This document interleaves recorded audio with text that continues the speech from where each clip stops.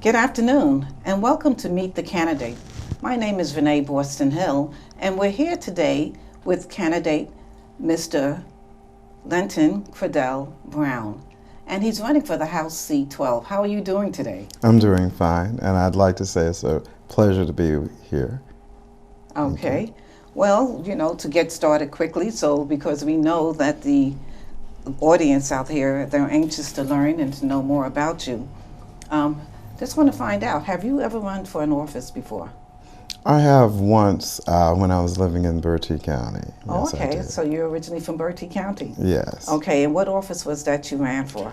It was county commissioner. Oh, okay, all righty. And what is your engagement with community that would make you or lead you to running for the House seat 12?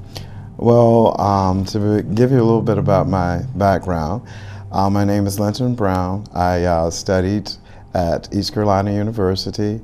I'm very familiar with this area. I'm also a military vet, and I'm now a realtor in the area, and so I deal with people and I deal with their issues in terms of buying and purchasing property throughout the area, that sort of thing. And so it's led me to understand some of the issues that they have and come up with solutions that I think would help bring us together as a community. Okay. So are you running on a particular platform that you would like to share and expand on with our audience? Absolutely. There are several points, one of them being that I want to expand Medicaid. Expanding Medicaid would create 37,000 jobs in Eastern North Carolina in the first 2 years. We received $11.7 billion in federal Medicaid matching funds, and it would help 634 North Carolinians get Medicaid in just 2 years, in the first 2 years, if we were to expand that. Okay. And what else? What is another passion or area that you would be focusing on as a House Representative 12? We really have to improve our prisons. I was at a function last night, and one of the ladies was appalled to find, she said, "Is it really true? Is it really true that they're looking at fourth graders and trying to, based on the number of black kids in the fourth grade, determine how many prisons are going to be needed in the future?" So we have to bring the thinking when it comes to our prisons into 2020. We need to do more to aid the people that risk their lives each and every day, and we need to understand that there is corruption there sometimes. Sometimes there is bigotry, and sometimes prisoners are brutally beaten behind closed doors.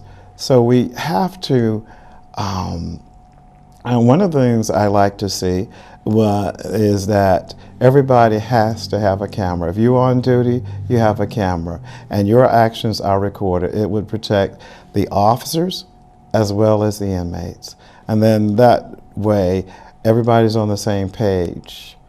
That is something that I think is really needed, because I know there are literally thousands of people who had worked originally for the Department of Public Safety, and they have lost their positions, and some have been framed, that sort of thing, false evidence, misstatements of policy, and I know that that has happened to a number of people.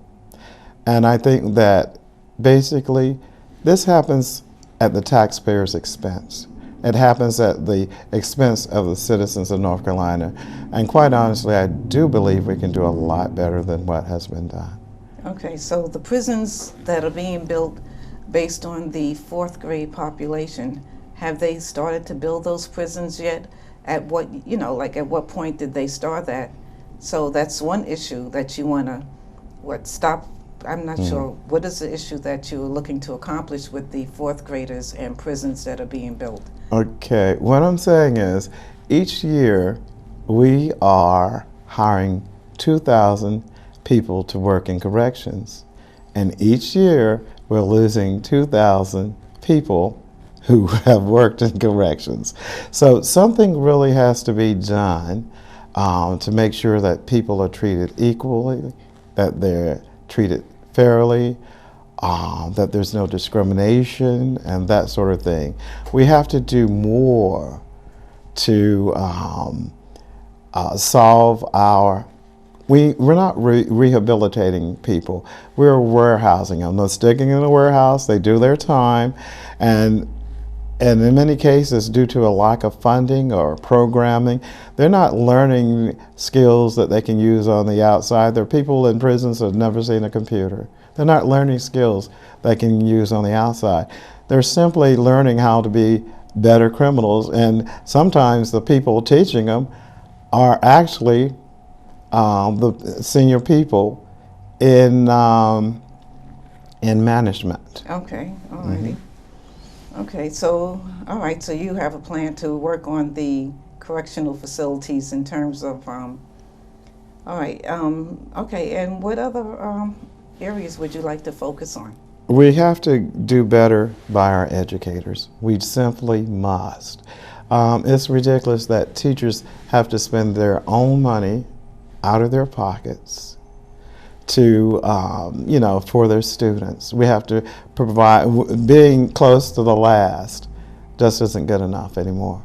One of the things I'd really like to do is give students something to work toward. If you are a first generation individual in terms of matriculating to college, and your parents make less than $35,000 a year, I'd like to see grants provided by the state with our $1 billion surplus to make sure that the tuition is paid for those students, regardless of race. Okay, so tell me, how's your campaign going? Do you need help, volunteers? Do you need money to help you facilitate your campaign? Is there a website that people can go to? There is a Facebook page, and it is Elect LentonBrown, and on there it does state that they can certainly contribute. They can make checks to the Coalition for Unity, Diversity, and Justice. They can mail them to Post Office Box 248, Winterville, in North Carolina. And yes, we really do need people who not only contribute, but who would be willing to contribute their time to come out to the polls and help us really change Eastern North Carolina for the better. All righty. So when does early voting start? Early voting is going to be starting this Thursday. Okay. And there are a number of sites. Among them, there are several in Greenville, I'm noticing, and one is the Pitt County Agricultural Center. And that's the conference room, that's 403 Government Center. There is the county office building, that's at Pat's Conference Room, 1717 West 5th Street. There is even my alma mater, East Carolina Student Center, the meeting room at 125 501 East 10th Street. The Winterville Firehouse Community Room at 2593 Railroad Street. There's also the center at Alice F. Keenan Park, Arts and Craft Room, that is 4561 County Home Road. And also you can go to the state's website and they can tell you where the early voting sites are in Lenoir County as well. All right, because you do have the unique ability and something more than some of the other candidates have, that you're expanded into 2 counties. You're representing Pitt County in addition to Lenoir County. That's correct. Okay, all righty. So, so how has it been out there? How's the campaigning coming along? Is there something else that you would like to share with our audience? We are continuing, and like I said, I've gone to a number of forums for candidates, and we're really meeting people. We're actually going out and talking to people and sharing our ideas and learning from them. So it's been coming along pretty good. I do have a Facebook page. It's called Elect LentonBrown, and you can go there and you can see a number of the issues that I'm running for. It talks about it in detail. Among them is making sure that all the citizens and residents of the county are represented. That's important, and particularly people of color are also represented in our government. Also, I want to ensure that we bring some of the gridlock to an end in the General Assembly. People are not talking to each other; they're talking past each other, and there's no reason why we can't sit down and come up with concrete solutions to the issues that we face. And there's no reason whatsoever why we can't figure out how to come up with a budget that benefits all of our citizens. And all the areas of Pitt County, and we've got some really great things happening in downtown Greenville. The development is just unbelievable, as someone said, but you can be just a few feet from the downtown area and there's still incredible pockets of poverty. And there are certain areas that are just simply neglected.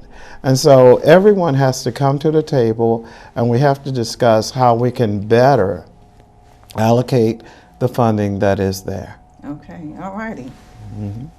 Well, okay, so what else would you like to share with our audience here today? As a legislator, as a legislator, I should say, we have to certainly find markets for our agricultural products, our farm products, both nationally and internationally. But at the same time, we have to increase our manufacturing base. I'd like to see more data-based technology companies in the area. And we have to also bring back the film industry. I think due to incentives under Pat McCrory being certainly done away with, more movies and whatnot are not being filmed here as they were, more so in Atlanta and other places. But we have to be competitive in that area as well. We have to be competitive in the salaries that we pay our teachers, so we don't have a drain on our school system, that we're attracting people who are talented and capable, and we're not losing those people to other states. Okay, so I also saw, it seems like I hear you speaking about the arts, you know, that you want to encourage the arts to come back here to North Carolina. Right. So I guess you've seen that in the past, and now you want to rejuvenate that. Okay, all righty. So, well, is there anything else you'd like to let our listeners? This is, you know, I want you to be able to be fully expressed and tell them everything and give them all the reasons why they need to vote for you starting February the 13th. We do know that early voting can determine a race, and we want everyone, and we encourage everyone to come out there and vote. We need people to vote. Right. Also, we need to improve our communities. There was a young lady, or older lady, I should say, and she was in Kinston. She cashed a check, and she was hit in the head. Somebody tried to take her vehicle, and with a baseball bat, and she's been in a coma for over a month now. And we really need to come up with concrete solutions to dealing with the problems of gangs, unemployment, poverty, the opioid crisis. And everybody has to come together, and we have to come up with solutions to solve the violence in our communities and find programs. We've had a program for the kids in Pitt County. It was absolutely free. There was no cost to the government whatsoever, and they canceled it. It kept kids off the streets and whatnot. So I would like people to vote for me, because what I intend to do is to be open.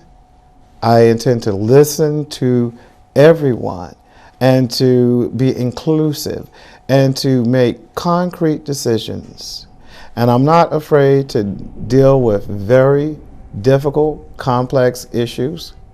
And I'm from this area, and I intend to represent this area strongly. Excellent. So why don't you tell the listeners one more time how they can find you on Facebook, information, if you have a web page, how they can get in touch with you to help support your campaign, either volunteering or even contributing. Tell them about where they can get that information. Okay. Okay, my Facebook page is Elect Lenton Brown to the North Carolina House of Representatives, District 12. And if you would like to volunteer, you can email me at AmericanRealtyInvestments1@gmail.com, or you can call me, and I'm going to give you my personal phone number, 252-208-8150, or you can reach me at another number, 252-253-1065. And if you would like to volunteer to help us with the campaign, you're certainly invited to do so. We do need people to help us canvass and attend the polls and whatnot during the election. And this is inclusive to everybody. I want to invite everyone to come out and help and to get involved. We have to change the culture in this community, the culture in our country, and the very idea of democracy really depends on us coming together as a people. We can't allow ourselves to be divided. We just can't. The stakes are just too high. Well, Mr. Lenton Brown, I want to thank you so much for coming in and sharing with our audience your view and your platform for House Seat 12. You're looking to represent them in the General Assembly. And again, I just want to thank you so much for coming in. I'd like to thank you, and I'd like to thank your organization, and you all have been truly wonderful. Okay. And it's been my pleasure. All Thank righty. you.